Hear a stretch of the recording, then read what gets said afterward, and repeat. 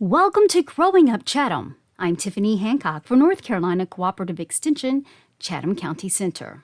I'm thrilled to have you on board with us today. Recently, I had the pleasure of sitting down with Mike Breedlove, the Director of Habitat for Humanity's Restore. So join me as Mike shares his valuable insights on the Restore and the impact it has on the community. My name is Mike Breedlove, lifelong Chathamite. And I've been here going on 15 years. I'm the Restore Director, so I oversee anything under that umbrella. That's the operations of both stores, all the budgets and spreadsheets and fun stuff that goes along with that. I also get my hands dirty. That's my secret. I'm the director, but I like to get sweaty. So I go out on the truck and help do pickups whenever I can. So yeah, that's it. We also have our box truck that does the pickups. All of that is under my scope. The Chatham Habitat for Humanity has been here since 1989. The Restores started in its very first iteration in 1991. And it started out as a giant yard sale at the fairground. And then it's been in some other places. You had the little spot over by the old Piggly Wiggly. It was down here where the florist currently is, until we landed where we are now. What we call Restore 1 was the one that was already there, and in 2008 it became clear that we had outgrown it. And because of the way the lot was situated, expansion was out of the question. So a second building was needed. So Restore 2 opened up in 2009, very early in 2009. And so the easiest thing that I do is I tell people Restore 1 is home goods, Restore 2 is home improvement.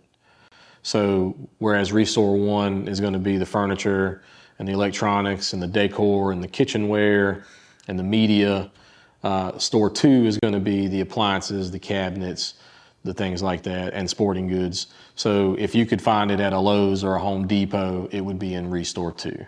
I wish that it was all under one roof. It would be a lot easier to maintain and staff. Volunteer need wouldn't be as high, but it does help from the organization standpoint of it. We have a lot of shoppers that come and they go to both stores, but we've got some that only go to one or the other because they know that's where what they need is going to be located. So it does benefit, at least in that way. Obviously, we're impacting families' lives whenever we build a house and they get the keys to their own home for the first time. But I like to brag to people that the Restores are affecting families every day. So we've got a lot of really generous folks in Chatham County that donate. Donations can be dropped off during business hours. We also have our box truck that picks up Tuesday through Saturday. So I should start out by how to arrange a pickup if you need that. We have a donation hotline. That's a cell phone that my scheduler carries, and that number is 919-548-6910. It's also on the website, which is chathamhabitat.org. And you can actually even fill out an online donation form if that's what you'd rather do. We'll still contact you via phone because there's just certain communications that need to be done that way. And then we can arrange the pickup again, or you can bring items in. So the list of things that we don't take is far shorter than the list of things that we do. We can't accept cribs or car seats. You know, there's a lot of baby stuff simply because of recalls and laws that are beyond our control. Clothing we don't take.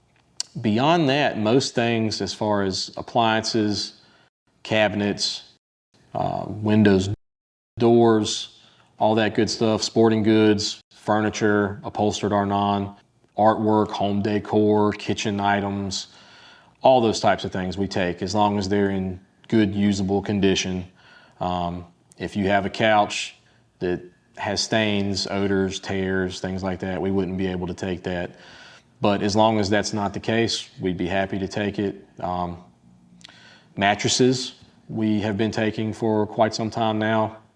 We have to have them professionally processed before we can sell them. as long as they're within 7 years old or less, and again, no issues at all. We can accept those.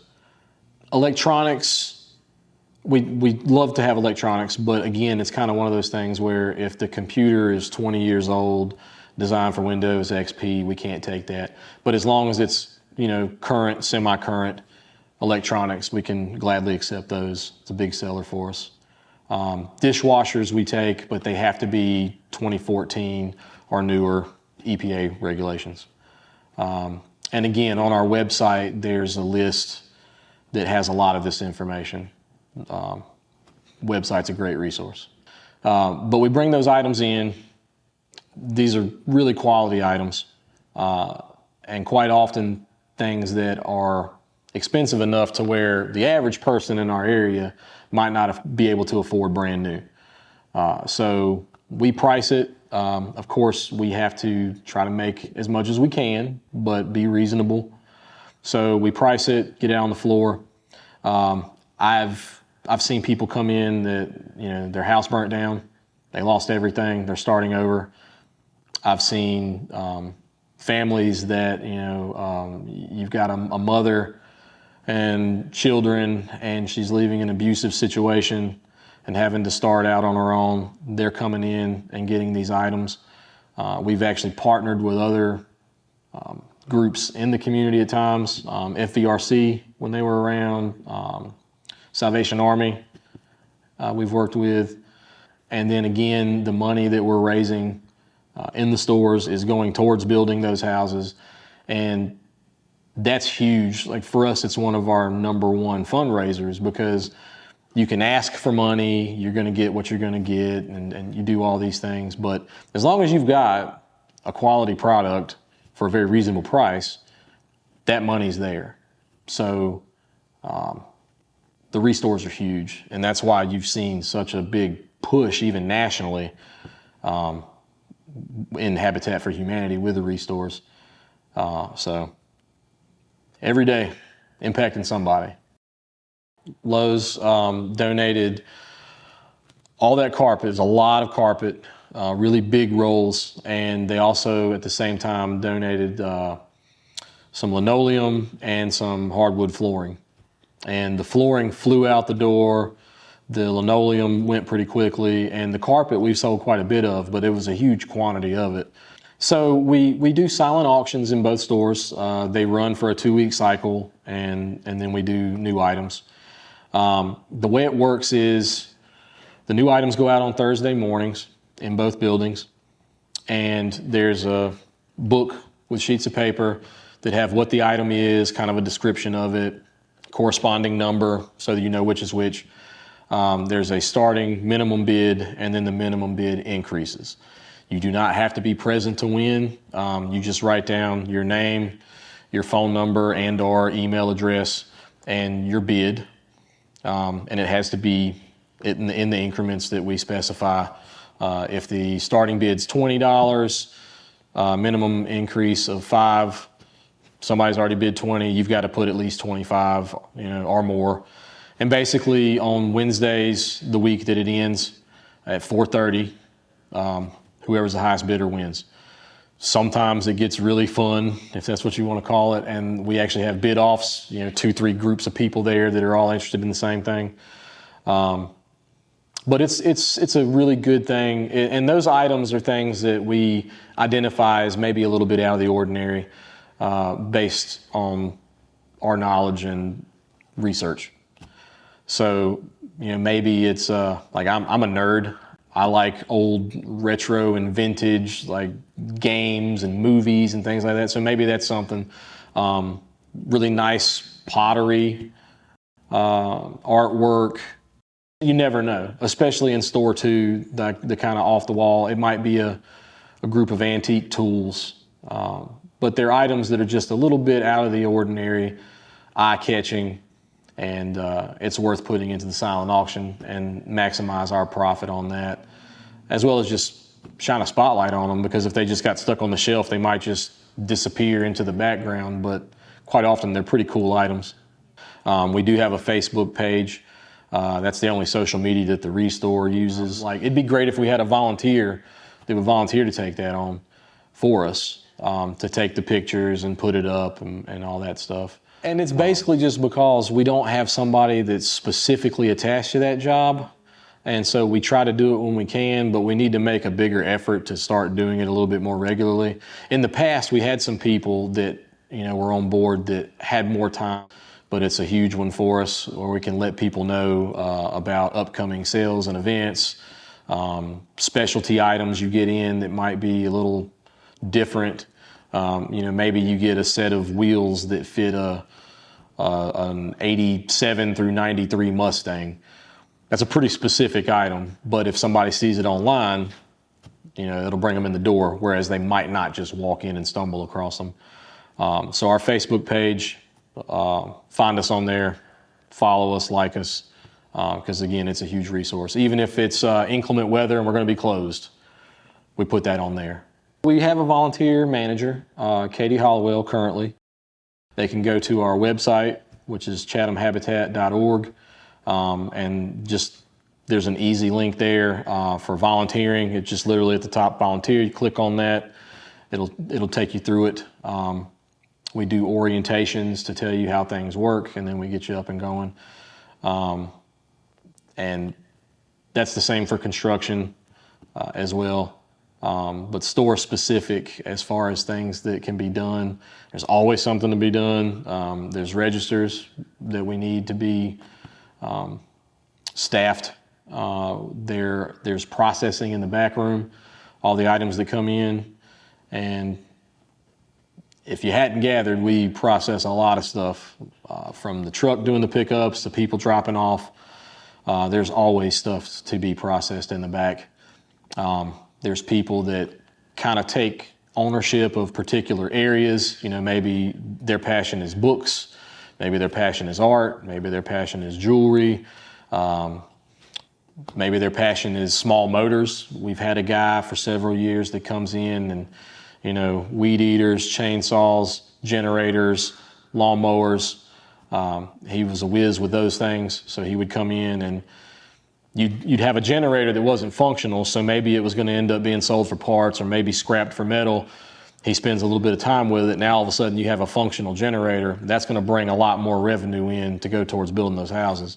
So if you have a particular area of expertise or interest, definitely let that be known so we can, use that to the best of your abilities. It's really simple though. Construction, there's more restrictions than the Restore because, there's rules about using power tools and things like that.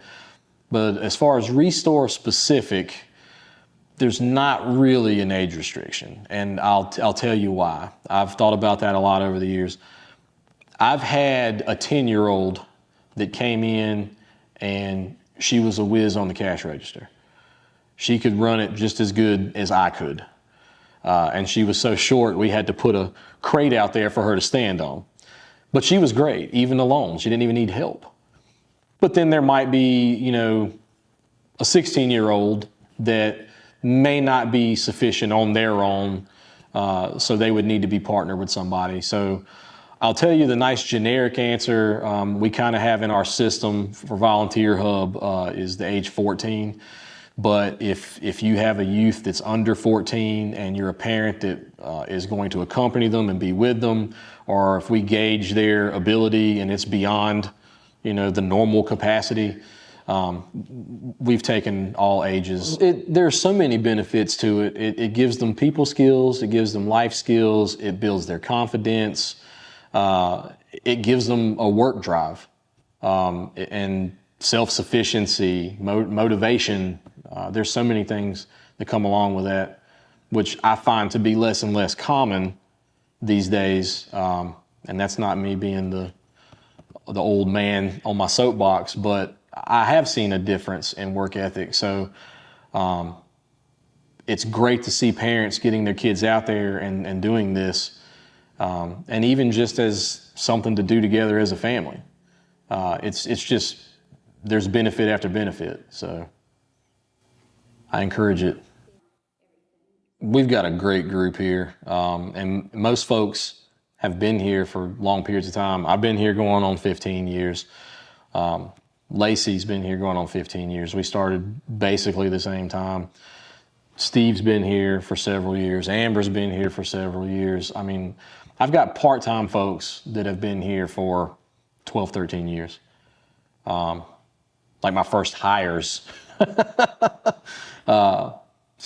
that tells you something, because like Lacey, for example, he retired from UNC after 32 years of being there.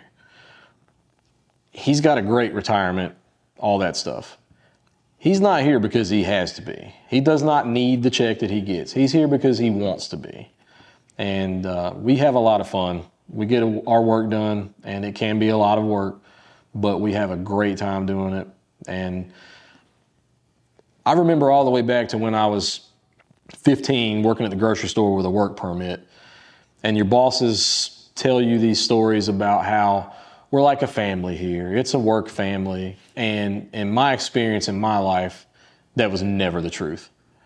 But I will say that it is that way here. And I feel like if you were to ask any of the Restore employees, and that even extends into the other areas, resource development, family services, construction, it really is a work family here. We look out for each other. We get each other's back.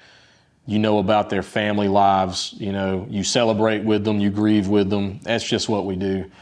And again, if that weren't the circumstances, I don't think I could have been here for the amount of time that I've been here. I'd be finding something else.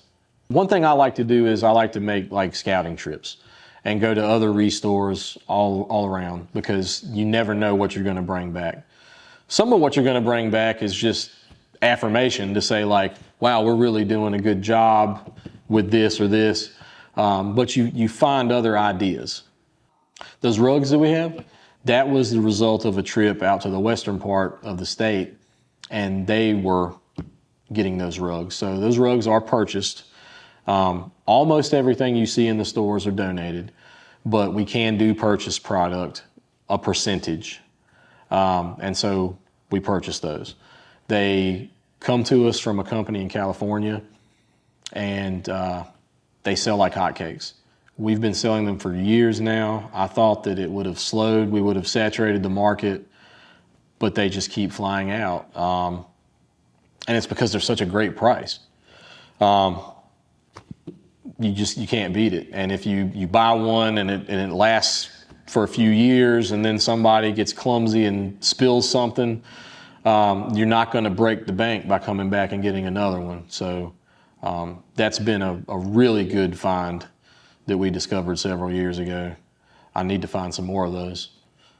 Well, people will call and they'll say, do you have this? And you say, well, we don't right now, if you don't have it. And they say, well, when do you think you might get one? No clue. It's anybody's guess. And what's hilarious is, you know, a lift chair. A lot of people call for lift chairs, you know, elderly folks or people that are having surgeries. I might not see one for 3 months, and then we might get 10 in a week. There's no rhyme or reason. You just never know. And as far as the things that come in, every time you think you've seen it all, you haven't. Something else comes in. And honestly, Google image search has become a big thing that we use, because sometimes you don't even know what it is. You search it and find out, and you're like, oh, that's what that is. I always tell people, if you think long, you think wrong. You better get it while you can. So the stores are open Monday through Friday from 10 to 5, and on Saturdays from 9 to 4. And if you're going to bring donations, we ask that you do that within those time frames. And the reason why is because we have to make sure that it's items that we can accept. And also, if they're left unattended, bad things could happen. And that could be even just from weather. Even though it's a covered up shelter, rain blows in, and sometimes we lose good donations because they got damaged. And sometimes they disappear. But we do have Ring cameras now, so I can monitor that. Sometimes there's that perception that we don't want habitat houses in our neighborhood. They're going to bring the value down. They're going to bring riffraff in, and it's not going to be good. Trust me when I tell you, 8 habitat houses they're not going to bring you down. They're going to bring you up because they're going to be nicer than anything else in there. Our construction team has really just pushed the envelope. The quality, I mean, they were nice when I came, but with the group that Harvey's been leading, you know, the amount of time he's been here, they have really just pushed it. I mean, they are as energy efficient as it gets. They're well built, nice houses. There's a surprising number of people that do qualify that don't even apply because they don't think they would. I'm not loaded. I work for a nonprofit. My wife's in education. We're not getting rich fast. But having said that, it really puts things into perspective because my wife, she was teaching at JS Waters, and then we already had our oldest was attending JS Waters when we had moved out there. And so we went to one of the PTA meetings. And so they're throwing these numbers and statistics at you.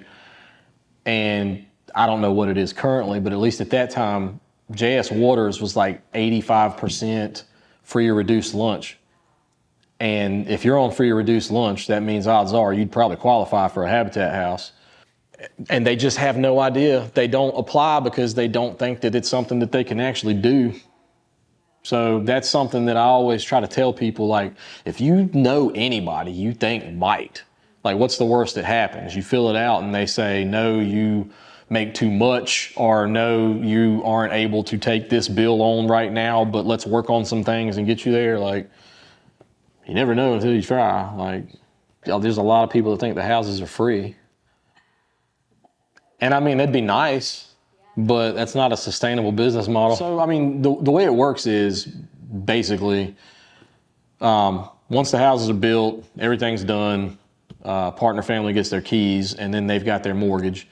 So, again, some people think it's free. It's not. But it's a 0% interest. And it's going to be, like, the total cost is going to be lower because of the volunteer help and things like that. So all those mortgages that come in, like, you know, we're to a point now where we're starting to see some houses get paid off because this affiliate's been around since '89, and that's really cool to see. But,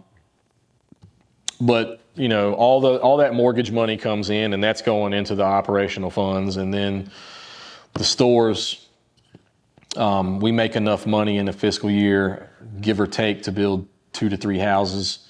So that's going into the funds. There's some help, you know, from the government, you know, things that we can apply for and get. There's less of that these days. But that still happens. And then there's just, you know, some people that just donate, they give. We've even got a fair amount of employees that we've got it set up where it just automatically comes out of our check. It's not like a life-changing amount, you know, but it's something. Another cool piece is the fact that our focus isn't just on building houses, it's on building communities. If you tour around Chatham in the areas that we are currently building and have been building in, it's multiple houses in a neighborhood. So you've got, you know, families that can support each other. The kids are playing out on the streets and they're on their bikes and playing basketball in the cul-de-sac. And so to me, that's even a little bit more special. And I've been here long enough to see kids grow up and go to college and go out and get really great jobs. And that may not have happened if they didn't have a safe roof over their head. So that's really cool too. Probably the biggest misconception that is out there that Jimmy Carter started the Habitat for Humanity. I told you, I think that he was like the first celebrity endorsement. Jimmy Carter to Habitat is Michael Jordan to Nike. Yeah, he's brought it a long way and done a lot of good for it, but did not create it. That credit cannot go to Jimmy Carter. Millard Fuller and his wife. But it really kind of started out as just building a community more than it was going out and building homes like we do now. It was more like a community movement. You know, we've got this land and we're going to fill it up with families, especially those that may be in need, kind of deal. And you can research it and find out all kinds of things. But yeah, who would have known that a small idea from a married couple would turn into what it has become today? It's global. Yeah, it's Habitat International is actually the group.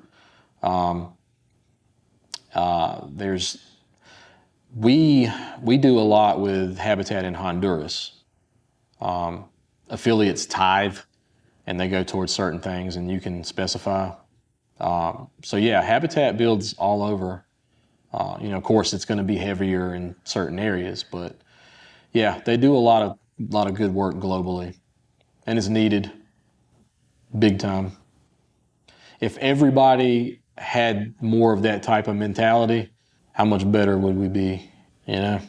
Many thanks to Mike Breedlove for his insights on the Restore's impact on the community. If you're ever out and about, stop by the Restore and discover hidden gems. You can find them at 467 West Street in Pittsburgh, and they always welcome volunteers. To find out more, you can visit their website at chathamhabitat.org, or you can find them on Facebook, Chatham Habitat, 4 Humanity. Check out their website to view current job opportunities. I'm Tiffany Hancock for North Carolina Cooperative Extension, Chatham County Center. Take care.